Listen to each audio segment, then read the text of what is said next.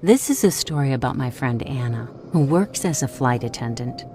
A few years ago, she was on a returning flight from Southeast Asia. While preparing for takeoff, she got into a confrontation with a passenger about the placement of luggage. The elderly man insisted that his personal belongings be stored separately from those of other passengers. But because he had not made a request for such accommodations in advance, the crew was unable to fulfill his wishes. Anna had recently started this job, and although she knew how to deal with many types of unhappy customers, this one in particular gave her a hard time. Eventually, a senior flight attendant stepped in and resolved the issue, but the old man was visibly displeased.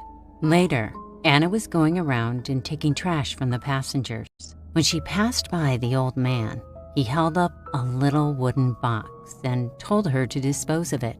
The box was rectangular, roughly the size of an average palm, and its lid was carved with markings that looked like an ancient foreign script. Though hesitant at first, Anna did not wish to exacerbate the situation with this passenger, so she complied. The moment her fingers touched the box, Anna felt a strange sensation flow throughout her body, but it was only for a brief second.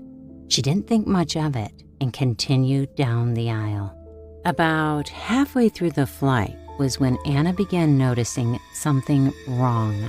She developed a slight headache and was feeling dizzy and weak. Attributing this to lack of sleep, she tried her best to power through, but it soon proved to be too difficult to do so. Her senior was aware of the situation and kindly escorted her to the crew resting area. After taking some Advil and a cup of water, Anna lied down for a nap. During her sleep, Anna initially sensed numerous tiny hairs brushing against her leg. She ignored it, thinking it was just the fuzzy blanket. At certain points, however, she did vividly recall experiencing pain. It wasn't excruciating to any degree, more like someone poking her knee with an extremely small needle. And each instant lasted for about a millisecond. Because she was so fatigued at the time, she simply shifted her position and continued to rest without opening her eyes. Upon waking some hours later, Anna felt refreshed and ready to return to work. She sat up from the bed to step into her sleep pulled out because her toe had come into contact with an unfamiliar object inside. Unsure what it was, she was scared to reach in. Instead, she picked up the shoe, turned it upside down, and gave it a few knocks against the bedside table. To her surprise, a huge insect fell onto the ground, generating a loud hiss as it landed. The insect had a red body with black dots on the back and white triangular wings that spanned the length of an adult hand. But that wasn't the most terrifying feature. The horror, which caused Anna to drop the shoe, dash out of the room, and scream at the top of her lungs, was the sight of 4 hairy tentacles protruding from the insect's rear. It looked like a product of breeding moths with centipedes, a creature you might find in a sci-fi film, whose protagonist was a mad scientist. Needless to say, it was an embarrassing moment for Anna, running from the resting area to the cabin, where her colleagues and passengers could witness her terror. A male flight attendant quickly came to her aid and, after hearing her account of the incident, decided to investigate. Anna, still in shock, opted to stay where she was. As she stood there in her stockinged feet, hair in a mess from sleeping, she nervously glanced at the passengers. What she saw sent chills down her spine. The elderly man, whom Anna had argued with earlier, was staring straight at her with a grim expression on his face.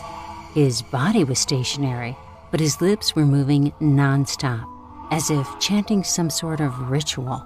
Even as she paced around the cabin, anxiously anticipating what the colleague would find, the man's eyes would not leave her. 10 minutes passed, and the male flight attendant came back to report that a thorough search of the room yielded nothing. He comforted Anna, by suggesting that she probably just experienced a hypnopompic hallucination, ones that occur at the end of sleep. This explanation put her fear at ease, though only temporarily. While buckling up for landing, Anna's skirt had slid up just enough for the senior flight attendant to catch a glimpse of something strange. "Did you bump on something?" the senior inquired. Anna followed her colleague's gaze to her left leg. On the inner portion of her knee, barely visible through her skin-toned pantyhose, was a linear patch of darkness, about 3 to 4 centimeters in length. She rubbed the area. It didn't hurt, and the skin was not raised. Unsure of what it was, she shrugged and answered, "I guess I must have." Exhausted after a 20-hour flight, Anna returned home and headed straight for the shower. While undressing, she took a closer look at her leg, and that's when she realized the dark patch on her skin was actually a set of irregular markings which resembled the inscriptions on the wooden box that the elderly passenger handed her. She then immediately remembered the prickly pain she felt during her nap on the plane. The location of the pain was exactly where the marks were. In a state of panic, she hopped into the shower. But no matter how hard she scrubbed, the dark spot would not fade. Since then, certain types of insects seem to have an affinity for Anna, often appearing at unexpected places around the house. More than once, she found them under the blankets as she was getting ready for bed. Other times, she would awaken in the middle of the night to find them crawling on her. Consequently, she has been living in constant fear of her surroundings, not knowing when a bug might come out to attack her. To this day, Anna still has that mark on her leg. Whenever anyone questions her about it, she would recount the horrible experience on that flight. I have personally examined the mark, and though I'm more inclined to believe the squiggly patterns are just an uncommon variation of varicose veins, after all, flight attendants do spend a majority of the day on their feet, Anna insists that the old man had somehow placed a curse on her when she came into contact with the mysterious wooden box.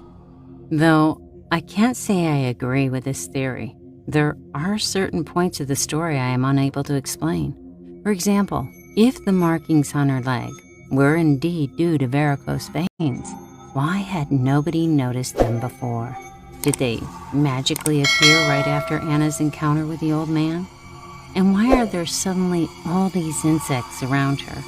Was all of this really just a coincidence?